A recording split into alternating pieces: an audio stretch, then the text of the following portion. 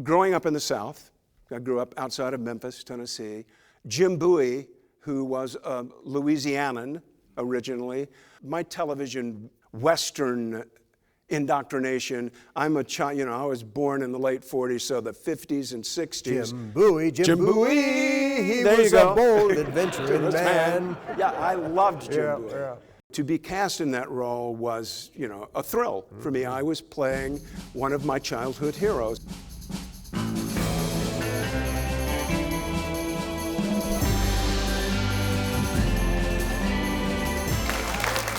Hi, I'm Rob Word. Welcome to A Word on Westerns, and we have something special today. One of my all-time favorite films with Walter Hill directing is The Warriors, and guess who's coming out to play today? It's the triumph of a man called Horse-Star, and also Swan from The Warriors. Michael Beck, come on out! Yeah. Welcome. Hey, man. Good to see you. Good to see you. Thanks for showing up. Yeah. Oh, absolutely. They love The Warriors. Have a seat, please. Yeah, thank you. Yeah. That was an early part for you, The Warriors. Early, like in the morning? Or early? Well, already he's going to be funnier than me. No. That's okay. I like that. Yeah, actually, I had done one independent film in Israel prior to The Warriors. In fact, that's the reason I got that movie. Did Walter screen that? Yeah, what happened was I got into acting when I was at college, at Millsaps College in Jackson, Mississippi. And from there, I went to London and went to drama school at the Central School of Speech and Drama and worked in repertory theater in the UK for a couple of years. So I was 5 years in the UK and came back to New York. Doing theater, plays. Yeah, theater, exactly. It was a theater training. Mm-hmm. So I came back to New York because that's where you do theater here in America. And the casting directors on The Warriors, they knew me as this British-trained classical actor, and they would not submit me. Everybody my age or younger in New York wanted that part, wanted to be in that movie. And so they just said, he's not right. He could never play a New York street kid. Fortunately, Walter was one of the producers and had written a draft for Alien, and Sigourney Weaver, it was her first movie, the movie that I did in Israel called Madman, was it? And I played the titular role in that. Walter screened it to see Sigourney and saw me in that role, and then he requested to these two casting agents who wouldn't submit me, I want to see this guy Michael Beck. So, how great! Yeah. So the role in Madman. Yeah. What was that like? It was great. I mean, the film was kind of spotty and hit and miss. It was the first film for this director to direct. He was there for the death of this character, the titular character in the movie, who was a Russian Jew. He and his brother had wanted to immigrate to Israel. They were put into an insane asylum, which was what Russia did at that point. Not that they were insane, but that was one of the things that they did to, kind of torture people. And his brother died in that incarceration, and finally he was allowed to go immigrate to Israel. And he actually was pretty insane by the end. What a great showcase, though. Yeah, his whole motivation was to get across the Golan Heights and kill as many Russians as he could.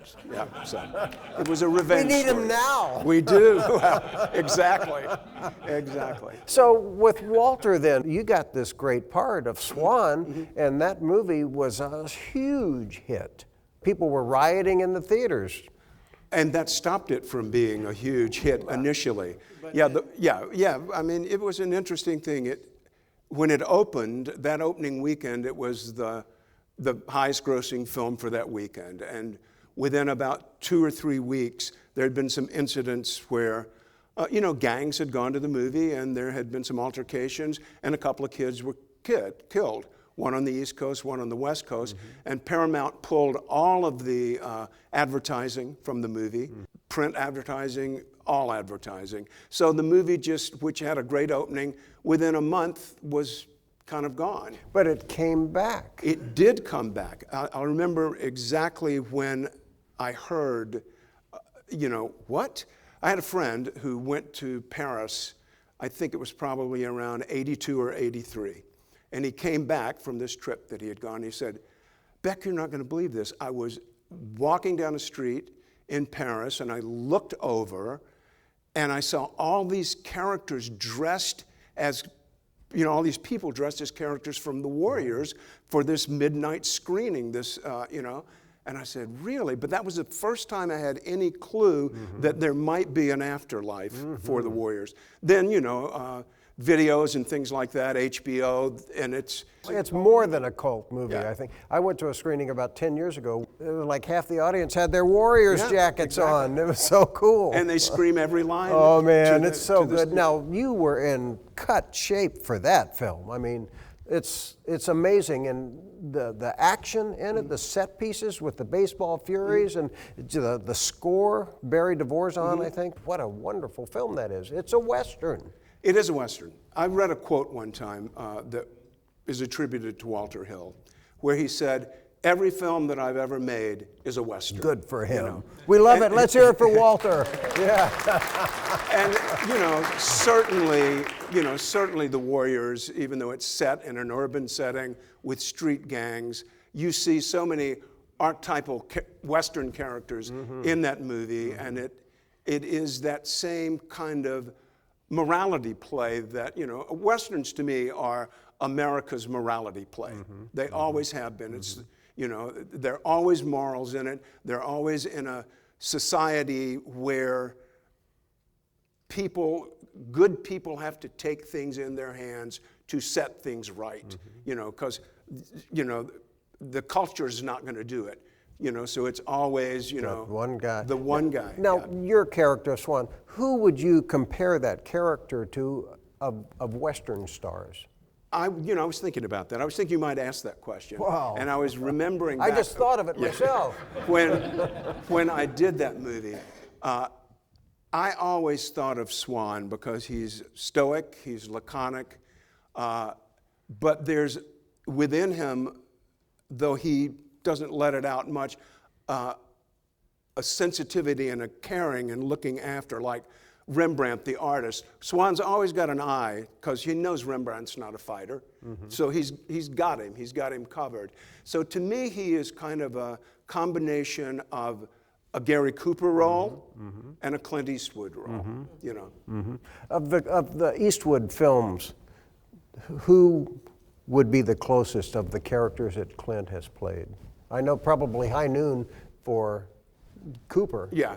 I would say the outlaw Josie Wales, because he takes in all these people and he's protective of them, as opposed to, the Leone movies where he's, He's a kind of a bad guy. Yeah, exactly. But you're right, in Outlaw Josie Wales, I think that's Clint's best film. It's one too. of my favorite Westerns of all time. But I love can that see movie, the similarities there too. How were the stunt guys with you? They were great. Craig Baxley was the coordinator on that. And because we were all young, unknown actors. Ready to get beat up. Well, there was no insurance worry about us. I can put it that way. So we all got to do our own stunts. But Craig came in probably, I'd say about 3 weeks before principal photography began. And we had class every day, 5 days a week, to learn how to throw punches for the camera, to take punches, to stunt fight. And, so we just had a kind of crash course in being stuntmen. So, and we did all of our own stuff, Walter, he's said before that when he cast that movie, he kept an eye out. Not only could these people he was casting play the role, but would they be physically up to the task that he alone knew was coming? 80 nights, running, fighting, all that, for 4 months. Now, how were you physically in shape prior to being cast in that? Were you? Well, I'd always been into, I was an athlete in college, high school and college. So I ran 6 miles a day, 5 days a week anyway, and went to the gym. So I was in good shape when we started, and I continued, we would film all night. You'd get home, you know, after the sun came up. So I would sleep, get up around 1:30 in the afternoon, go have something to eat, and go to the gym. And then be at the Gulf and Western. Because the whole thing was set at night, so Yeah. that was your schedule. Yeah. How long was the shoot? It was, we started in June and finished at the end of October. Mm-hmm. Yeah. Because, you know, nights in the summer are shorter, Yes. so we did not have, you know. So you could build up for those longer nights in the fall, Yeah, right? exactly. Oh, man, Yeah, that's it a was lot cold. of work. That last scene on the beach was chilly. Mm-hmm. Yeah. Yeah. Well, there are so many great scenes in that. The score right with the movement, like after you guys wipe out the baseball furies and you just kind of swing that bat around. Yeah. And the music cue is right Yeah. there on it. It's great stuff. Yeah. It just like the audience goes, yeah. Yeah, And- Barry Dvorak did a great job on that movie. You know, by choosing music that was already there and some original things, and then you know, Joe Walsh's song at the end. You know, is just such a great classic song. Yeah. And Walter said that the DJ, the woman Yeah. with her, Yeah. he said when they Then first think- started it, Yeah. it was like a wide shot on her face, and they kept going closer. Let's do it again, closer. And then finally, it's just like this, Just and lips. it works. Yeah, it It's does so work, good. doesn't it? Yeah. And so we never saw her face, and he put her in another film, maybe The Driver or Yeah. something. I don't remember. Well, Driver came before Warrior, so. But she became, you know, she was a very good actress, and so she had a couple of television shows and things, you know. Well, being in such great shape, maybe that's why they said, let's put him in Triumphs of a Man Called Horse, because he's going to be naked the whole time. Well, or close to it. Yes. Close to. So how did that come about? And Richard Harris, those films were phenomenal successes, Yes. surprise Yeah. successes. I was offered that movie for whatever reasons that they chose me, and I liked the script. And you played his son. I played his son. I played Richard Harris's son, who had been sent back east to be educated, and you know, when his father was assassinated, he came home. I had come home and arrived prior to his being killed, so I did have his death scene together. But the greatest thing that we had with Richard Harris, what a great guy Richard Harris was. Kind of the reputation as a boozer and a brawler. And when we did that movie, I think Richard he'd given up drinking at that point. He had to, because he wasn't wearing anything either. Yeah, exactly. But what he did it probably 4 or 5 times during the 3 weeks we were in Cuernavaca. There was a really great restaurant in the kind of resort hotel where we were staying. And Richard, because Sandy Howard had welched on some money that he was supposed to pay Richard, he invited all of us, cast and crew, to dinner and just put it on the bill so that Sandy would have to pay it. Which I thought was brilliant to begin with, but what was even better was he would sit at the end of the table, and he was a great raconteur, and he would tell stories all night long. What were some of the stories? My favorite was Yes. he was talking about when he was a young man, and he was in Ireland, and he and his mates had been out boozing, and it was probably 1 or 2 in the morning. He was driving home, and he stopped at a stoplight, and time kind of passed, and finally he heard a tapping on the window, and he rolled down the window, and a man looked in and said, "Was it a particular shade of green you were waiting for?" My favorite Richard Harris story. That's great. That's great. Well, that film, that was rugged, and what was the weather like when you were shooting that? Well, we filmed in Mexico. Filmed in the summer in Mexico. We filmed in Cuernavaca, and then we filmed in Durango, Scorpion capital of the world. Oh. Yeah. It was warm. It was summertime in Mexico. Yeah. You also did a film before that I remember watching on TV, Ernest Tidingman's Alcatraz, the true story. I thought that was a wonderful film, and I knew you from The Warriors already, and I went, this is fantastic. And did you all shoot actually at Alcatraz? Yes, we did. Yeah, this was a miniseries, and in the Art early Carney, 80s. I think, was in it, and Yeah, Telly there was Savalas. Telly Savalas and Art Carney and Ronnie Cox. You know, there was it was a good cast of people. I played a character named Clarence Carnes, and Clarence, the real Clarence Carnes, was on the set. He was a Choctaw Indian from Oklahoma. When he was young, he was like 17 years old. He and a friend of his robbed a filling station, and his friend shot someone. So they were both convicted of murder, and he eventually was sent to Alcatraz because he had been in a local prison and had tried to escape. He was the youngest person ever incarcerated in Alcatraz, so it was his kind of story there. And it was, it was a real good acting part to play. I loved playing that part. And him being there was, I could, he was a living, even though he was much older, he was still a living study because that character went from 17 years old to in his late 40s. So he was on set most of the time? He was on set every day, yeah. And what did he think of your portrayal? I never asked him. You don't do that. What did you think of my portrayal? I hope he liked it. I think he did. Yeah. I think he was happy with it, yeah. No, you were great in that. That was a wonderful, wonderful miniseries. Yeah, and here's a great thing that happened, as a side thing. My wife made out a list when she was younger of I don't know, 30 characteristics that she wanted in a husband. Emotional, physical, spiritual things that she wanted in a husband. And she loves to tell this story that when we met and fell in love and got married, that I met 29 of those things, but one thing that she wanted was that that person have dark brunette or black hair. Did she divorce you? Huh? I mean, No. Here's what happened. I did that movie, the Alcatraz movie, and my hair was dyed black to do that movie. And 3 weeks after we wrapped that movie, I got married. So she married someone with jet black hair. Good for her.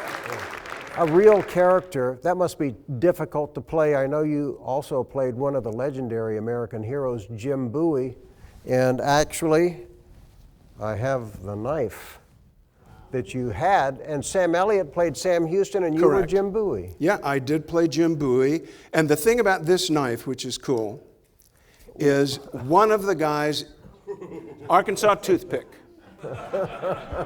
One of the guys who was in the movie had a non-speaking role. He was, just one of the many soldiers there, but he was also a knife maker.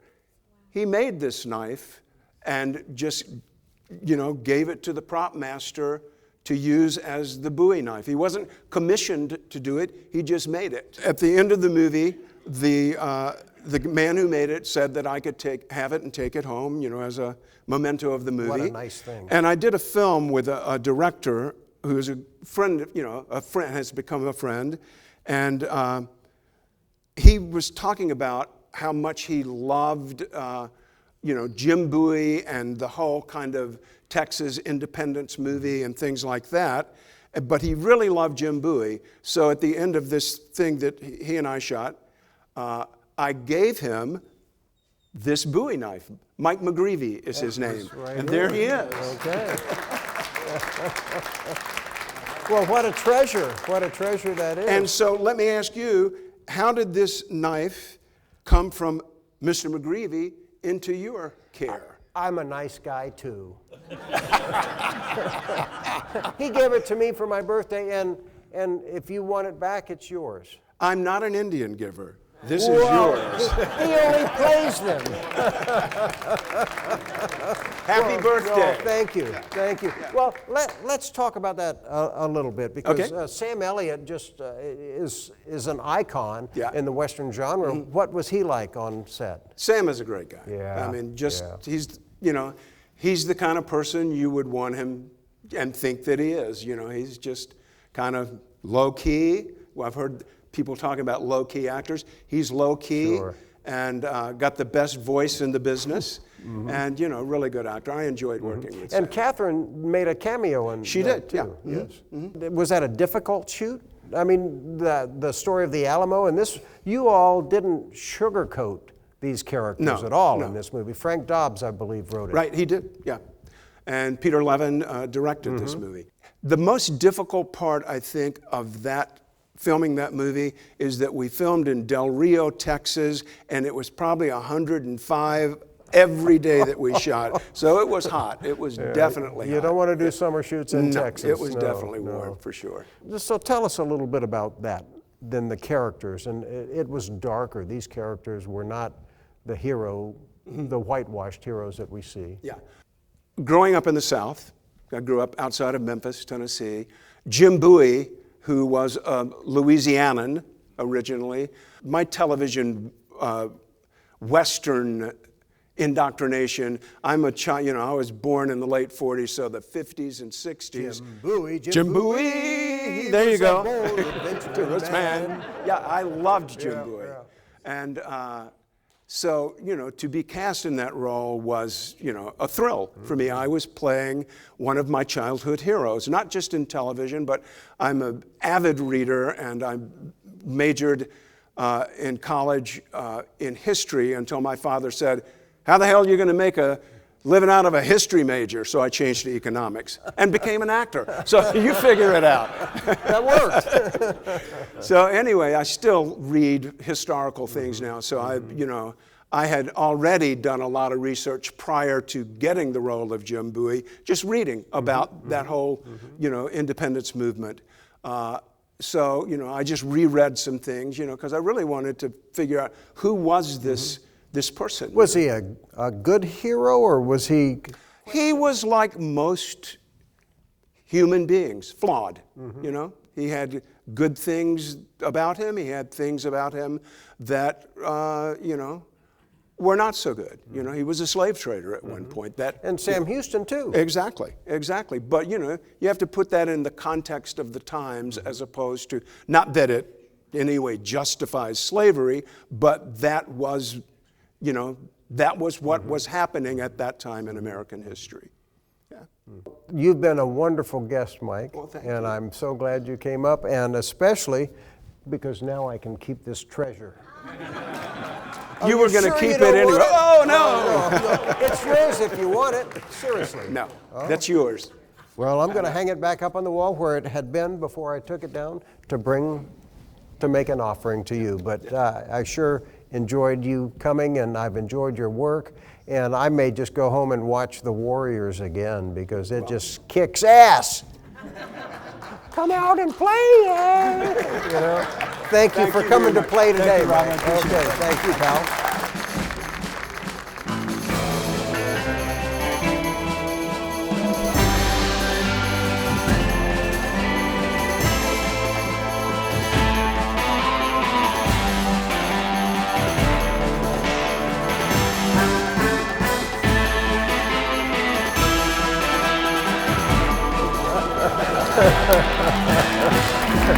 Good for her. Yeah. I have to stop for just 1 second because I need to get a prop that I didn't have out here. I'll be right back. I know what you're going to get. I know. Tell them what it is. McGreevy. Yeah. He's going to get in Gone to Texas, which was a miniseries that we did back in the 80s. Sam Elliott played Sam Houston. I played Jim Bowie.